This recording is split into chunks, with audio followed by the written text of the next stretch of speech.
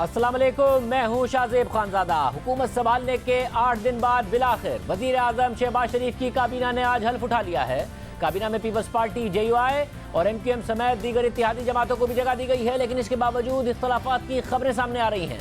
Peoples party के chairman Bilawal Bhutto Zardari ने आज हल्फ नहीं उठाया और नवाज शरीफ के साथ मुशावरत के लिए उनके लंदन जाने की खबर सामने आई है। नई वफाकी काबीना में 31 वफाकी वुज़रा, 3 वुज़राए मुमलिकत और 3 मुशीर शामिल हैं। काबीना में नून लीग के 14, पीपल्स पार्टी के 9, JUI के 4, MQM के 2 और बलूचिस्तान अवामी पार्टी और जमहूरी वतन पार्टी से एक वजीर शामिल है। राना सनाउल्लाह को वजारत दाखिला जबकि ख्वाजा आसिफ को दिफा का कलमदान सौंपा गया है और साबिक वजीर खजाना मिफ्ता इस्माइल को एक बार फिर वजारत खजाना की जिम्मेदारियां दी गई हैं, जबकि मरियम औरंगजेब को इत्तलात की वजारत दी गई है। पीपल्स पार्टी की नाराबानी खर को वजीर मुमलिकत बराए खारजा बनाया गया है, लेकिन बिलावल भुट्टो जरदारी, जिनका नाम वजीर खारजा के लिए लिया जा रहा है, उन्होंने आज हल्फ बर्दारी की तकरीब में शिरकत तो की मगर मौजूद होने के बावजूद हल्फ नहीं उठाया। और फिर मीडिया पर यह खबरें सामने आईं कि पीपल्स पार्टी सदर मुमलिकत, चेयरमैन सेनेट और गवर्नर पंजाब के ओहदे लेना चाहती है, लेकिन इन इख्तलाफी मामलात पर वजीर आजम शहबाज शरीफ ने हाथ उठा लिए हैं और बिलावल को नवाज शरीफ से बराह रास्त बात करने का मशवरा दे दिया है। और बिलावल भुट्टो जरदारी लंदन में नून लीग के कायद नवाज शरीफ से मुलाकात करेंगे और इख्तलाफी मामलात पर बात करेंगे। बिलावल भुट्टो के लंदन से वापसी पर हल्फ उठाने का इम्कान है।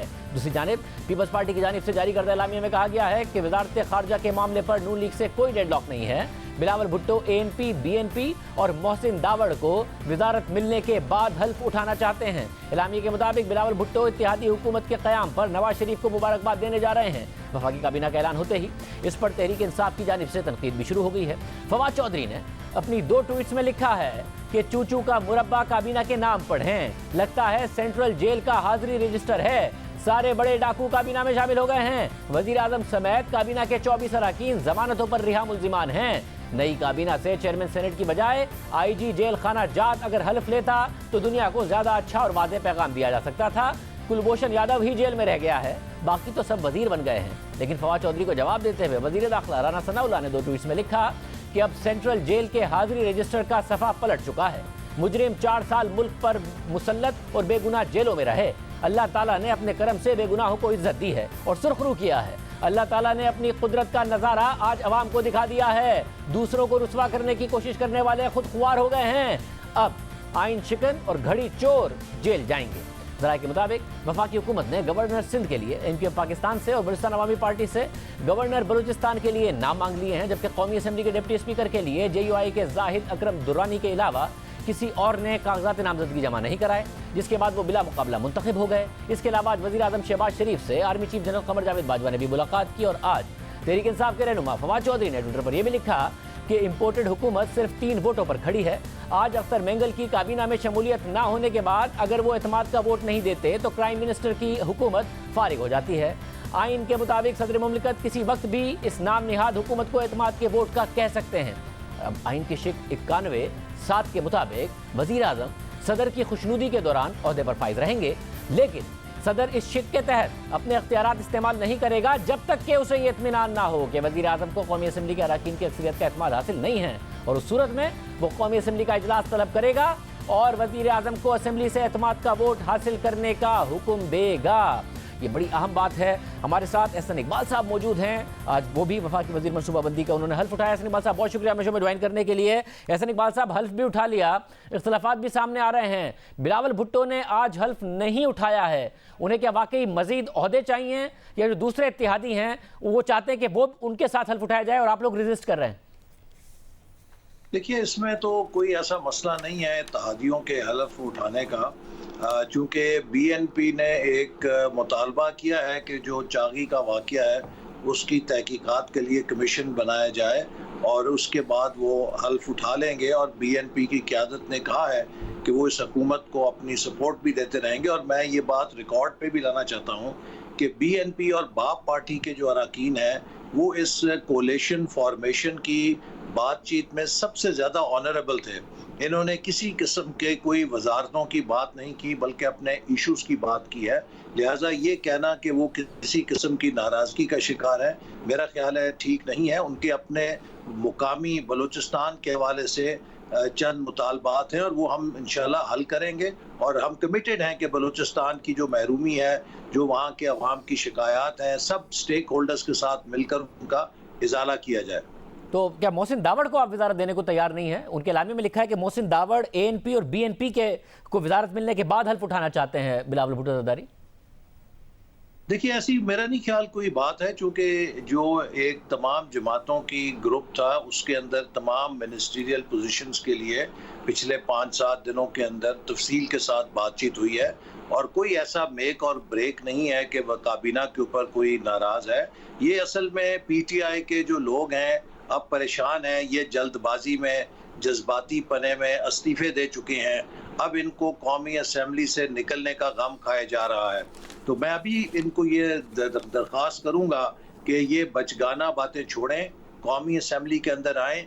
अगर ये चाहते हैं कि आम इंतखाबात हों तो आम इंतखाबात भी इंतखाबी इस्लाहात के बगैर नहीं हो सकते और इंतखाबी इस्लाहात के लिए इनको कौमी असेंबली की कार्रवाई का हिस्सा बनना पड़ेगा। तो लिहाजा जो इन्होंने बचपने में या जिद में या इमरान खान साहब के कहने पर इस्तीफे दे दिए हैं, वो इस्तीफे इन्हें वापस लेने चाहिए। मैं इस पर आ रहा हूं कि क्योंकि उन्होंने एक तलवार लटकाई हुई है आपके सर पर, उस पर बात करने से पहले क्यों अगर ये वजह भी नहीं है तो क्या फिर ये वजह है कि पीपल्स पार्टी सदर मुमलिकत, चेयरमैन सेनेट और गवर्नर पंजाब के ओहदे लेना चाहती है और शहबाज शरीफ साहब ने हाथ उठा लिए कि जाके नवाज शरीफ से बात कर लें, इसलिए बिलावल भुट्टो जा रहे हैं लंदन और नवाज शरीफ साहब से बात करेंगे? क्या फिर ये वजह है कि पीपल्स पार्टी बहुत ज्यादा मांग रही है? देखिए, मैं इस बारे में कुछ नहीं कह सकता, लेकिन हर पार्टी का अपना अपना ख्वाहिश हो सकती है। मैं ये ज़रूर कहूँगा कि ये हुकूमत कोई ऐसी हुकूमत नहीं है कि जिसमें हम 5 साल के टर्म की मनसूबाबंदी करें। ये एक इंटरिम गवर्नमेंट है जो साल रहेगी, 8 महीने रहेगी, 14 महीने रहेगी, इसके बारे में कतईयत के साथ नहीं कहा जा सकता। लेकिन इस हुकूमत ने बिल आखिर आज़ाद मुनसिफाना इलेक्शन की तरफ मुल्क को लेकर जाना है।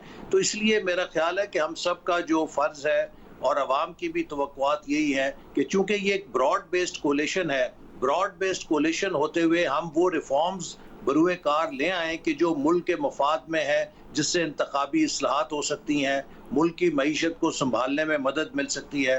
तो हमारा अगर पर्सपेक्टिव ये हो कि हमने जितनी मुद्दत भी हमें मिलेगी उसमें कुछ रिफॉर्म्स लानी है, मुल्क में इस्तेकाम लाना है और आज़ाद मुनसिफाना इलेक्शन करनी है, फिर इलेक्शन में जिसको जो वोट देंगे अवाम उसकी अक्सरियत होगी। वो अपनी मगर आप 8-10 महीने कैसे रहेंगे अगर आप इन सारे इत्तेहादियों की ख्वाहिशात नहीं पूरी करेंगे?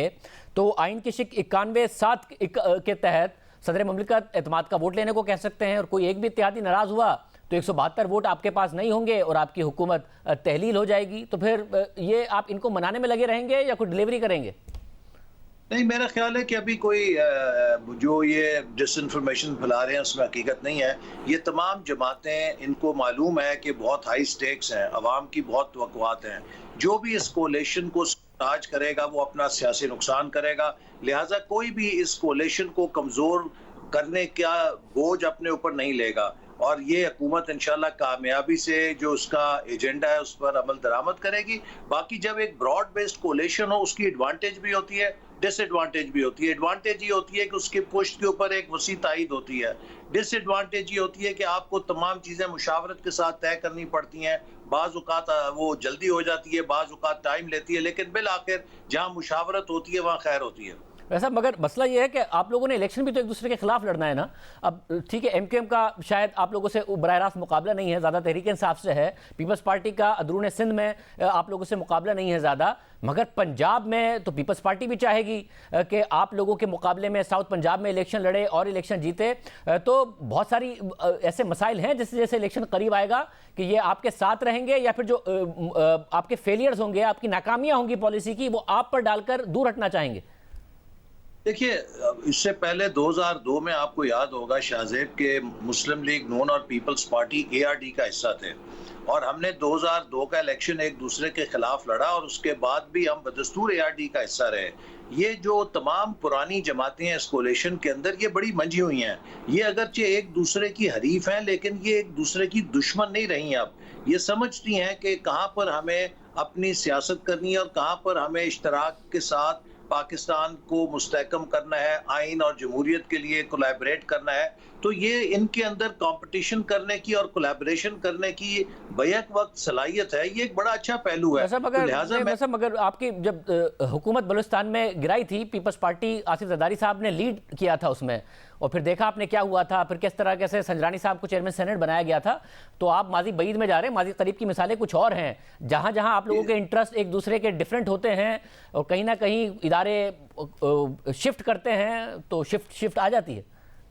वो देखिए शाहजेब, जो भी कोई एक्सपीडियंसी करता है उसको तारीख में बहुत देर इंतजार नहीं करना पड़ता। अब तारीख की रफ्तार बहुत तेज हो गई है, तो बहुत ही जल्द उसको तारीख के आगे शर्मसार भी होना पड़ता है। अगर किसी ने उस वक्त बलोचिस्तान की हुकूमत को गिराने में हिस्सा लिया था तो आज वो उस पर ना अतरा सकते हैं, ना फख्र कर सकते हैं, बल्कि शर्मसार ही होते हैं। तो इसलिए मेरा ख्याल है कि तारीख से सब कुछ सीखते हैं और मुझे उम्मीद है कि इंशाअल्लाह ताला हम एक इस्तेकाम के साथ इलेक्शन की तरफ जाएंगे।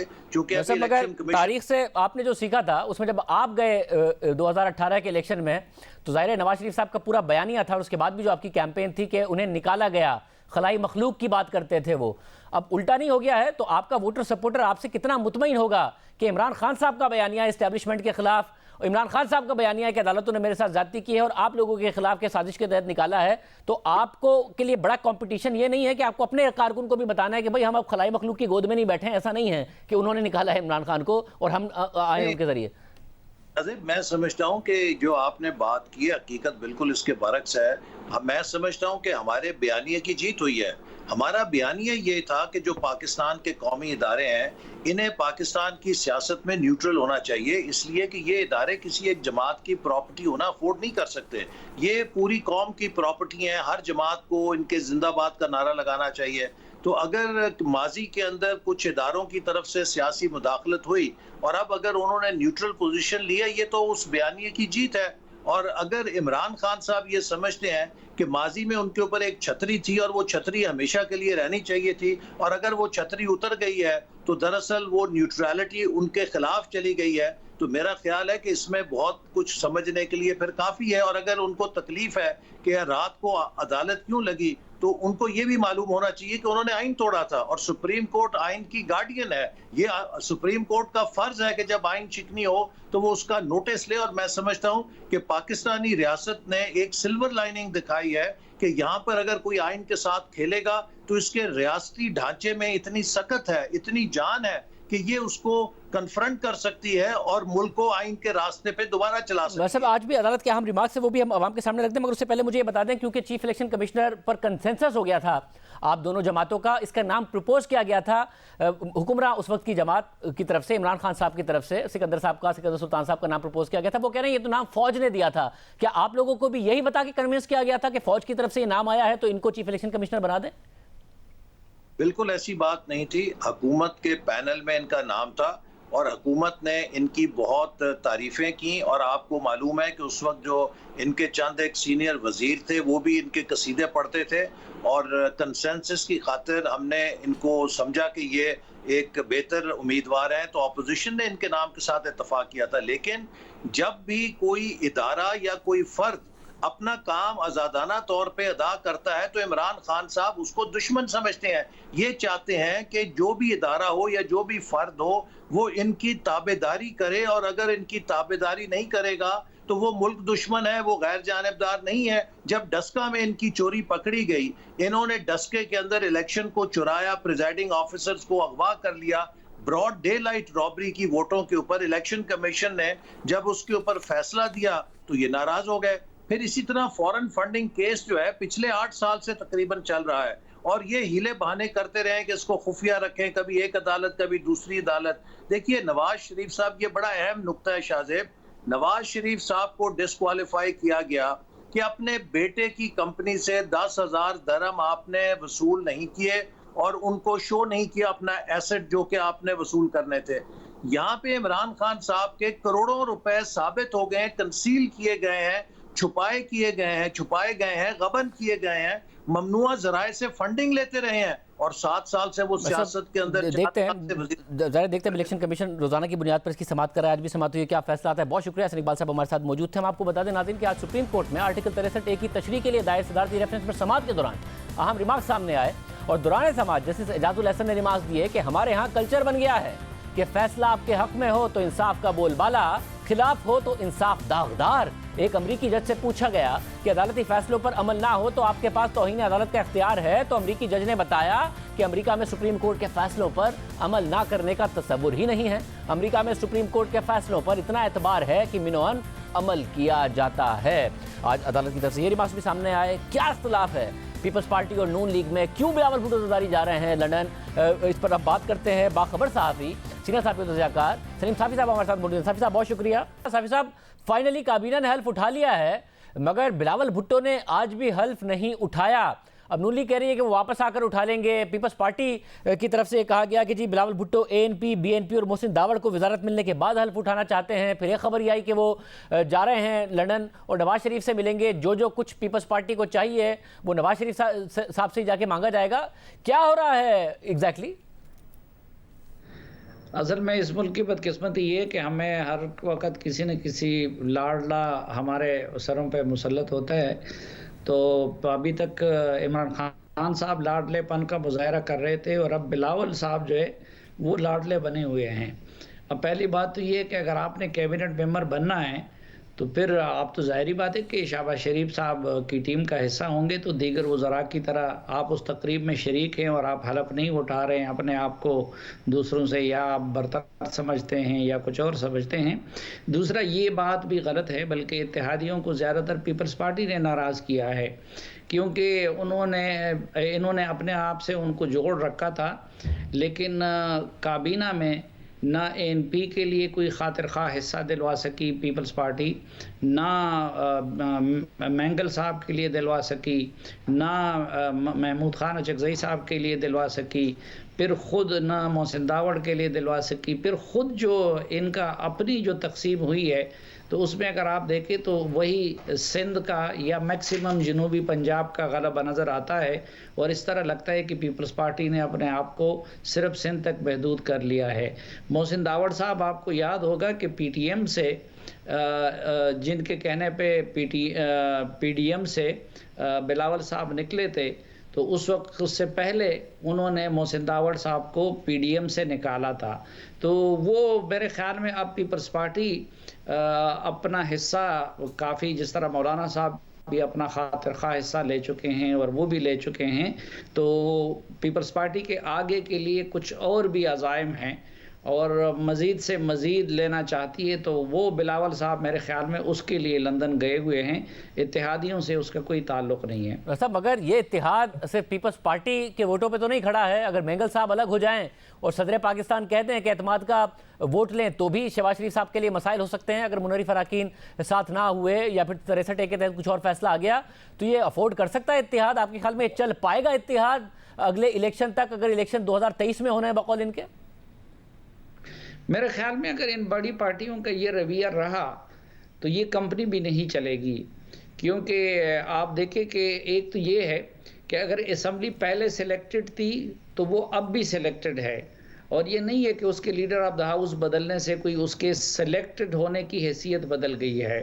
तो इसका असल मकसद तो ये होना चाहिए कि वो रिफॉर्म्स करे, वो इंतखाबी इस्लाहात करे और मुल्क को एक ट्रैक पे लगाए और फिर इंतखाबात की तरफ जाए।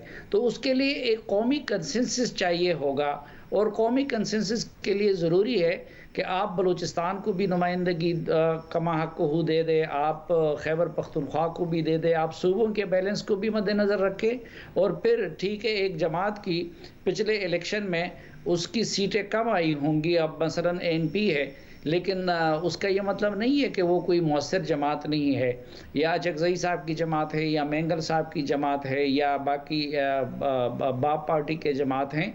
तो ये बहरहाल उनको एक शिकवा है, और अगर इन दोनों बड़ी जमातों का रवैया ये रहा तो आगे फिर इनके लिए अपना ये निज़ाम चलाना बहुत मुश्किल होगा। बहुत शुक्रिया सलीम साहब की गुफ्तगू आपने सुनी। पीपल्स पार्टी सारे मामले पर क्या कह रही है, कमरुद्दीन कायरा साहब से मौक़िफ़ मालूम करेंगे। आज वो भी काबीना में शामिल हुए हैं। एक ब्रेक के बाद आखिर आज बिलावल भुट्टो ज़रदारी ने हल्फ क्यों नहीं उठाया? क्या वाकई इख्तलाफात हैं? क्या पीपल्स पार्टी की वाकई डिमांड ज़्यादा हैं?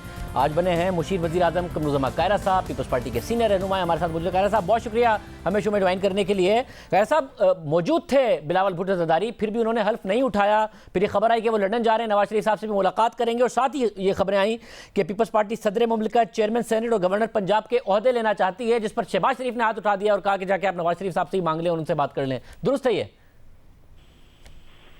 सर, गुजारिश ये है कि पीपल्स पार्टी ने चेयरमैन सेनेट का कोई नया डिमांड नहीं की। ये तासर बड़ा अजीब सा आ रहा है।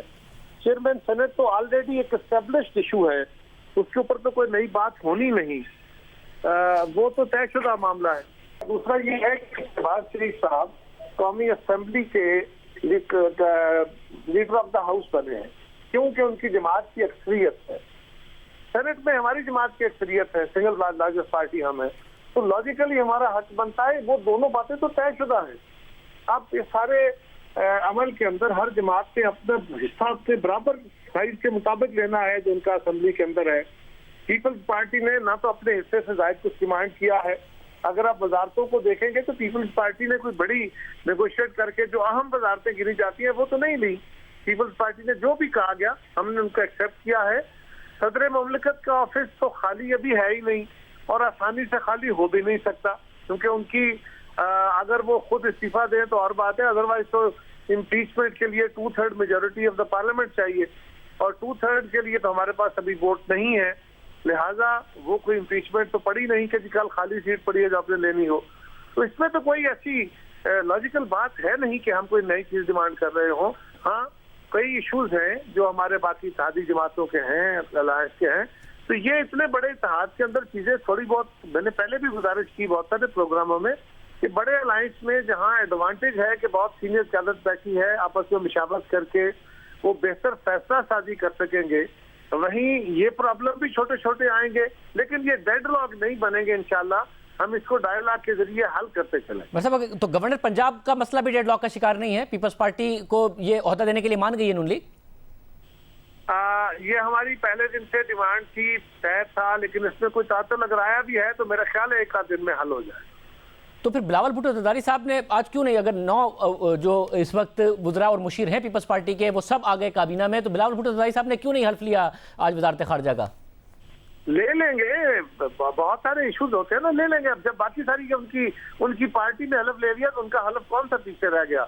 उनकी पार्टी उनकी मर्जी से ही हलफ लेके बैठी है ना। तो क्या वो सबके साथ हल्फ लेना नहीं चाह रहे थे, अकेले हल्फ लेना चाहते हैं अलग से, क्योंकि वो चेयरमैन है पार्टी के?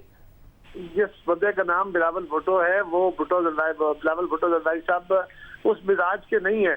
आप जानते हैं ना, वो तो फकीर बनिश आदमी, उनमें आकड़ वो जो नौजवानों में होती है, इक़्तिदार भी हो, आप पार्टी के चेयरमैन भी हो और एक पीछे आपकी लेगेसी भी हो, तो काफी लोगों के दिमाग खराब हो जाते हैं। लेकिन बिलावल साहब आपने देखा है वो इज वेरी हम्बल, ज्यादा उनके अंदर ये तसव्वुर नहीं है। कुछ पॉलिटिकल इश्यूज होते हैं, आपने अपने साथियों को लेकर साथ चलना होता है, हार्ट बर्निंग ना हो किसी और की। लेकिन हमारे अभी एएनपी के साथी हैं, अभी हमारे मेंगल साहब हैं, कुछ दोस्तों के एतराजात हैं, अगर सारे ही हम उसमें भाग जाएंगे, और भी कुछ चीजें हैं जो मैं अभी बयान नहीं कर सकता, तो उनको भी तो आपने सेटिस्फाई रखना होता है ना। सब वो क्योंकि आज एलामिया जो आया पीपल्स पार्टी का उसमें भी है कि अवामी नेशनल पार्टी बीएनपी और मोहसिन दावड़ को वजारत मिलने के बाद हल्फ उठाना चाहते हैं। मैं उसमें सवाल ये उठ रहा है कि फिर पीपल्स पार्टी के बाकी लोगों ने क्यों हल्फ उठा लिया, बाकी क्यों काबीना में शामिल हो गए? देखिए, असल में मसला ये है कि जब पार्टी चेयरमैन कोई फैसला करता है तो उसकी सूरत हाल और होती है। हम यकीनन उनकी मर्जी से ही काबीना का हिस्सा बने हैं, उनके आशीर्वाद से ही बने हैं, और उस सारे अमल के अंदर वो खुद भी बैठे हुए थे। लेकिन आप अपने बाकी साथियों के साथ इजहार यकजहती के लिए भी कुछ मामला तो रखते हैं ना जी, कि मैं तो आपके साथ हूँ, लेकिन हम इस गवर्नमेंट के साथ भी हैं, और जो हमारे साथी अभी कैबिनेट का हिस्सा नहीं बने वो भी गवर्नमेंट के साथ है। उनकी नाराजगी नहीं है, उनके कुछ इश्यूज हैं जो मामला डिस्कस करके इंशाल्लाह रिजॉल्व करने हैं। उसमें कुछ वज़ीर आज़म साहब करेंगे, कुछ हमारे बाकी जगहों से डिस्कशन होंगी। मगर कायरा साहब, इस पर अब हुकूमत ने, जो गुज़िश्ता हुकूमत, उसने अभी से कहना शुरू कर दिया कि 2 वोट पे बनी है, और सदर मुमलिकत अगर इन्हें वोट ऑफ कॉन्फिडेंस लेने का कह दें तो ये कैसे ले पाएंगे? तो अगर सिर्फ मेगल साहब ही नाराज हो जाएं तो कॉन्फिडेंस का वोट नहीं ले पाएंगे। सदर मुमलिकत अभी तक पाकिस्तान तहरीक इंसाफ के हैं, डॉक्टर आरिफ अलवी साहब, तो ये अब कंपनी चल पाएगी आपके ख्याल में? पहली गुजारिश तो ये है कि ये कंपनी नहीं है, ये बड़ी संजीदा हुकूमत है और ये चलेगी। दूसरी गुजारिश ये है कि सदर मुमलिकत ने पहले ही इंतहाई बड़ा गैर आईनी काम किया है, उन्होंने अपनी आईनी जिम्मेदारी निभाने से एतराज किया है और आरिफ अलवी साहब से ये तवक्को नहीं थी। ये कितना बड़ा क्राइसिस है कि एक सदर जो कि पार्लियामेंट का हिस्सा है वो हुकूमत की मुखालिफ लॉबी यानी वो अपोजिशन बन के बैठ गया है। वो अपोजिशन की जमात की वजह से मुंतखब हुए, वो उनके मेंबर हैं यस, लेकिन उनका आईनी ओहदा इस बात का तकाजा करता है कि वो अपनी किसी हद तक न्यूट्रलिटी जरूर रखे अपनी जिम्मेदारियों की हद तक। लेकिन अगर वो हुकूमत की अपोजिशन बन जाए और गवर्नर पंजाब में वहां की हुकूमत की अपोजिशन बन जाए तो फिर तो शाहजेब साहब ये निज़ाम नहीं चला करते। और अगर डेडलॉक क्रिएट करके खान साहब की जमात इस तरह के डेडलॉक और सदर मुमलिकत और गवर्नर उसमें शामिल हो जाएं तो फिर उसकी सजा भी पाएंगे। तो क्या सजा हो सकती है सर? कोई सियासी सजा ही हो सकती है ना, हम कोई कानूनी सजाएं देने वाली अदालतें तो नहीं है। बहुत शुक्रिया। कायरा साहब हमारे साथ मौजूद थे। जो पंजाब की सूरत हाल पर भी बात कर रहे हैं उस पर भी बात करेंगे क्योंकि पंजाब में वज़ीर आला नहीं है और हमजा शहबाज इलेक्ट तो हो गए हैं मगर इस वक्त गवर्नर उनसे हेल्प लेने को तैयार नहीं है। बात करेंगे इस ब्रेक के बाद। जैसे काजी फाइज ईसा के खिलाफ केस खत्म तो हो गया है मगर तनाज़े अब तक बरकरार है और ये तनाज़ा तहरीक इंसाफ के लिए मुश्किलात का सबब बन सकता है। और वो मामला ये है कि जस्टिस काजी फाइज ईसा के खिलाफ रेफरेंस का मास्टरमाइंड कौन था, क्योंकि साबिक वज़ीर आज़म इमरान खान ने इस मामले को गलती करार दे दिया और जिम्मेदारी साबिक वज़ीर कानून फ़रूग नसीम पर डाल दी है। जबकि फ़रूग नसीम ने दावा कर दिया है कि इतने हसास मामले की समरी और फिर रेफरेंस वज़ीर आज़म की मंजूरी के बगैर वज़ारत कानून आगे बढ़ा ही नहीं सकती थी और वज़ीर आज़म ने बाकायदा इसके लिए इसरार किया था। और फिर साबिक वज़ीर इत्तलात फवाद चौधरी ने फ़रूग नसीम को मुखातिब करते हुए कहा कि उन्हें जिम्मेदारी लेनी चाहिए क्योंकि काबीना में उनकी मुखालफत के बावजूद फ़रूग नसीम इस मामले पर इसरार करते रहे। जिसके बाद फ़रूग नसीम ने फवाद चौधरी को जवाब देते हुए कहा कि रेफरेंस काबीना के जरिए तो गया ही नहीं है, तो फवाद चौधरी काबीना के वो मिनट्स दिखा दें जिसमें उन्होंने मुखालफत की है क्योंकि ये तमाम बातें बकवास हैं। यानी कोई इस मामले की जिम्मेदारी लेने को तैयार नहीं है और बज़ाहिर लग रहा है कि ये सारा मामला बदनीयती पर मबनी है। इसके अलावा हमारे प्रोग्राम में साबिक DG FIA बशीर मेमन भी ये कह चुके हैं कि उन्हें वज़ीर आज़म हाउस बुलाकर जैसे काजी फाइज ईसा के खिलाफ केस बनाने का कहा गया था और वज़ीर आज़म ने कहा था कि आप हिम्मत करो, आप कर सकते हो। प्राइम मिनिस्टर साहब से मुलाकात हुई, उन्होंने कहा कि आप हिम्मत करो और मतलब कर सकते हो। मुझे नहीं पता था कि केस क्या है। जब गए शहजाद अकबर के कमरे में तो उधर जाकर के उन्होंने यही बात की कि जस्टिस काजी फाइज ईसा के खिलाफ केस बनाना है। फिर वहाँ से हम तीनों, मैं, आज़म, शहजाद अकबर साहब, हम मिलकर गए फ़रूग नसीम साहब के ऑफिस में जहाँ पे अशफाक भी मौजूद थे। फ़रूग नसीम साहब भी कन्विंस थे कि ये बनना चाहिए और आप ये रोल अदा करो। मैंने कहा भाई FIA नहीं कर सकती, सुप्रीम कोर्ट का जज है, सुप्रीम जुडिशल काउंसिल का काम है ये। उन्होंने कहा कि नहीं मिल के कर लेंगे और FBR और आप मिलकर करो और ये जो भी है। लेकिन आई रिफ्यूज्ड, मुझे FIA नहीं करेगी एज एन इंस्टीट्यूशन, हम अपने आप को ख़राब नहीं कर सकते। और अब साबिक मुतालिका वज़रा और वज़ीर आज़म इसकी जिम्मेदारी लेने के लिए तैयार नहीं है। मगर सुप्रीम जुडिशल काउंसिल के रूल्स में नंबर 14 के मुताबिक अगर काउंसिल को पता लगता है कि जो मवाद या सबूत जज के खिलाफ रेफरेंस के लिए जमा किया गया वो गलत मवाद है और असल में नियत जज को बदनाम करना है और अदालत की साख मजरू करना है, तो काउंसिल उन तमाम लोगों के खिलाफ कार्रवाई की हिदायत कर सकती है जिन्होंने ये मालूमात फराहम की हैं।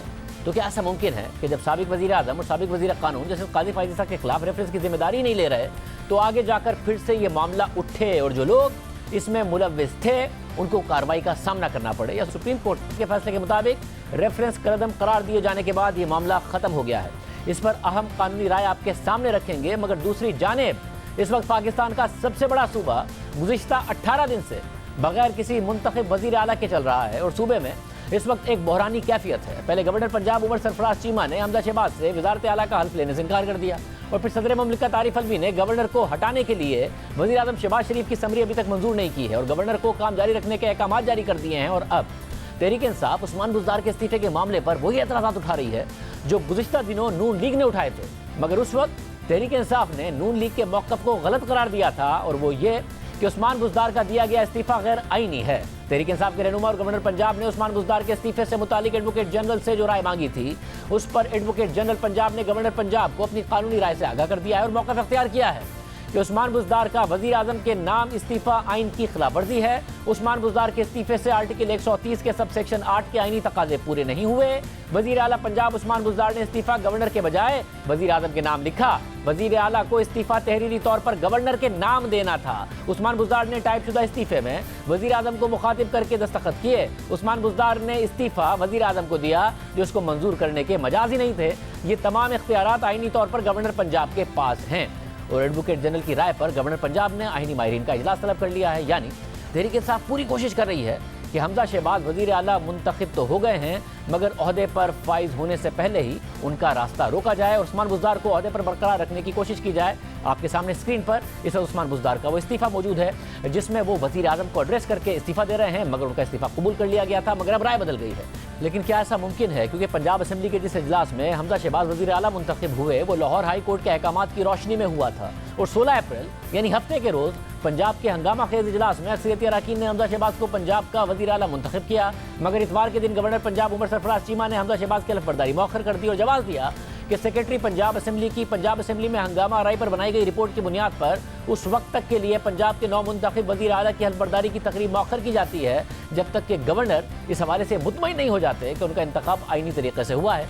और इस बहरानी कैफियत ने मज़ीद शिद्दत उस वक्त इख्तियार की जब इतवार के रोज़ ही वज़ीर आज़म शहबाज शरीफ ने गवर्नर पंजाब को हटाने के लिए समरी सदर मुमलिकत आरिफ अलवी को भिजवाई मगर आरिफ अलवी ने समरी अब तक मंजूर नहीं की है और गवर्नर पंजाब को हिदायत जारी की हैं कि समरी की मंजूरी तक वो अपना काम जारी रखें। और नून लीग ने इस कशमकश में आज लाहौर हाई कोर्ट में दरख्वास्त दायर की और मौक़िफ़ अख्तियार किया कि 1 अप्रैल को उस्मान बुज़दार के इस्तीफे की मंजूरी के बाद से वज़ीर आला का दफ्तर खाली पड़ा है। गवर्नर पंजाब का हमजा शहबाज से हल्फ ना लेना सियासी दावपेच और बदनीयती है। सदर, स्पीकर और गवर्नर के दफातर का काम पार्टी की पॉलिसीज इख्तियार करना नहीं होता मगर रजिस्ट्रार ऑफिस ने दौरान स्क्रूटनी दरख्वास्त को नामुकम्मल करार देते हुए उसे वापस कर दिया है और इम्कान है कि नून लीग की जानिब से कल दोबारा दरख्वास्त दायर की जाएगी क्योंकि नून लीग के पास बज़ाहिर अब अदालत के अलावा कोई ऑप्शन नहीं है क्योंकि इस वक्त दो अहम आइनी ओहदे यानी सदर मुमलिकत का ओहदा और गवर्नर पंजाब का ओहदा तहरीक इंसाफ के पास है। और आम बात यह है कि तहरीक इंसाफ के बाकी 3 सूबों में तैनात गवर्नर्स ने यह कहकर इस्तीफा दे दिया कि वो इम्पोर्टेड हुकूमत के होते हुए गवर्नर नहीं रह सकते मगर पंजाब में गवर्नर का ओहदा अपने पास रखकर मुसलसल हमजा शहबाज के वज़ीर आला बनने के अमल में रुकावट डाली जा रही है। और कानूनी माहिरीन का कहना है कि सदर पाकिस्तान गवर्नर पंजाब की तब्दीली को ज़्यादा से ज़्यादा 25 दिन तक इल्तवा का शिकार कर सकते हैं। यानी जहाँ तहरीक इंसाफ पंजाब में हमजा शहबाज की वज़ारत आला के लिए रुकावट बनी हुई है तो वहीं उस्मान बुज़दार के इस्तीफे से मुतालिक भी तहरीक इंसाफ ने एक नया तनाज़ा खड़ा कर दिया है। लेकिन इस तनाज़े की कोई कानूनी हैसियत भी होगी, इस हवाले से कानूनी राय आपके सामने रखते हैं। हमारे साथ मौजूद है माहिर कानून सलमान अकबर राजा साहब। सलमान अकबर साहब बहुत शुक्रिया मुझे ज्वाइन करने के लिए। सलमान साहब, अब एक नया कानूनी नुक्ता खड़ा कर दिया गया है और वो ये कि उस्मान बुज़दार ने इस्तीफ़ा क्योंकि वज़ीर आज़म के नाम नहीं दिया था इसलिए उनका इस्तीफ़ा नहीं हुआ है। क्या ये मुमकिन है कि दोबारा वही अदम एतमाद की तरफ और उसके बाद दोबारा एक नए इंतखाबात की तरफ जाया जाए? क्या कहता है आइन और कानून इस हवाले से? देखिए, जो गवर्नर साहब अब पोजीशन अपना रहे हैं उसमें मैं समझता हूँ सियासत हो रही है। देखिए, आइन में ये जरूर लिखा है कि वजीर आला जब इस्तीफा देंगे तो इस्तीफा जो है वो गवर्नर को एड्रेस होगा, यानी कि उसमें जो मुखातिब है वो गवर्नर होगा।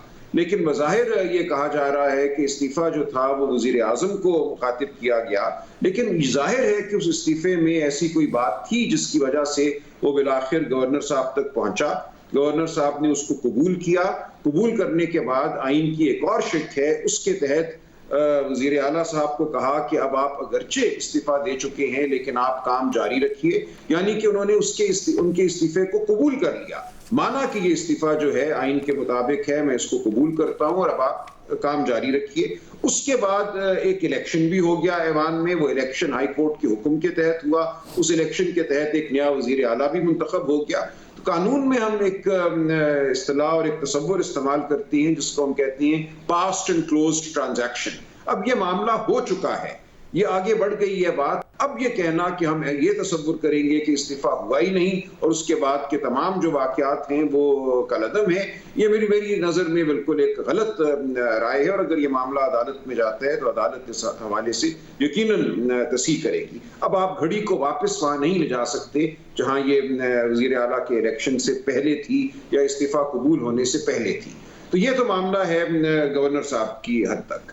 जहां तक ताल्लुक है सदर मुमलिकत का, उनका ये कहना कि मैं गवर्नर को जो तब्दील करने की समरी है या एडवाइस है उस पर अमल नहीं करूंगा, एक आईनी गुंजाइश है उनके पास, वो 15 दिन बैठ सकते हैं, फिर उसको वापस भेजें उस मशवरे को कि गवर्नर को हटाया जाए।